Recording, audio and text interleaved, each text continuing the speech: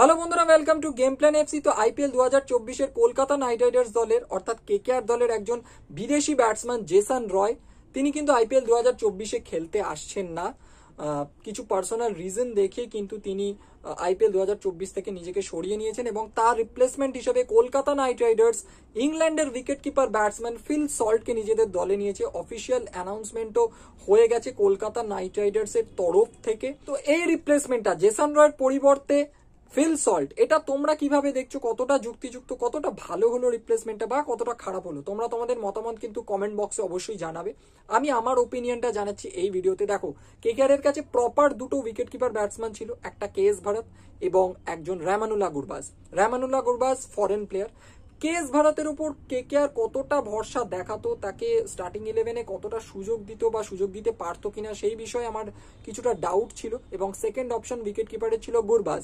গুরবাজকে যদি খেলাতে হতো সেক্ষেত্রে হয়তো জেসন রয়কে খেলানো যেত না, কারণ সুনীল নারায়ণ, মিচেল স্টার্ক এবং আন্দ্রে রাসেল এই তিন ফরেন প্লেয়ারকে কেকেআর প্রায় প্রত্যেকটা ম্যাচে খেলাবে এরকমটা বলাই যায়। সুতরাং আর একটা ফরেনারকেই খেলানো যেত, সেক্ষেত্রে হয়তো গুরবাজকে খেলাতে হতো এবং উইকেট কিপার অপশনও কিন্তু কেকেআর এর কাছে ছিল না।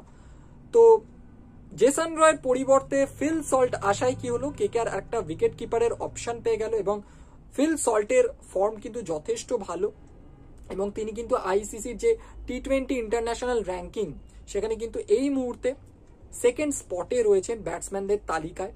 তো বুঝতেই পারছো তিনি ভালো একজন প্লেয়ার, ভালো একজন উইকেট কিপারও অবশ্যই, এবং তিনি কিন্তু ওপেন করতে পারেন। তো তিনি কিন্তু ইজিলি ভেঙ্কটেশ আইয়ারের সাথে আইপিএল 2024-এ কলকাতা নাইট রাইডার্স এর হয়ে ওপেন করতে পারেন। তো একজন ভালো পেস হিটার ফিল সল্ট এবং আইপিএল খেলার অভিজ্ঞতা রয়েছে এবং আমার মতে একটা ভালো রিপ্লেসমেন্ট।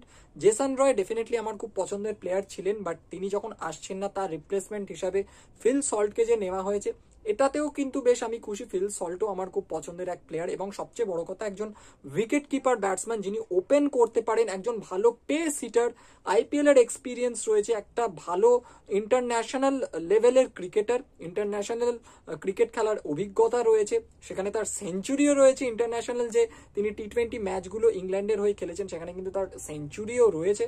তো ভালো প্লেয়ার, আমার মনে হয় ভালো রিপ্লেসমেন্ট এটা কেকেআর এর জন্য। ডেফিনেটলি জেসন রয়কে যারা ভালোবাসেন তাদের ক্ষেত্রে খারাপ লাগবে, but wicket keeper option KKR আর একটা কিন্তু পেয়ে গেল।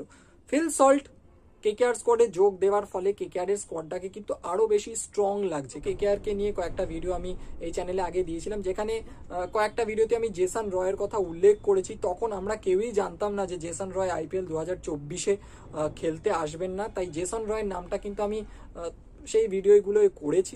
তো এখন শোনা যাচ্ছে যে আইপিএল 2024-এ জেসন রয় আসবেন না।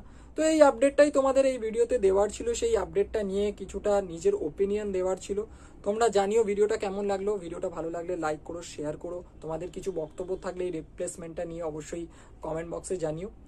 পরের ভিডিও দেখা হচ্ছে, এখনকার মতো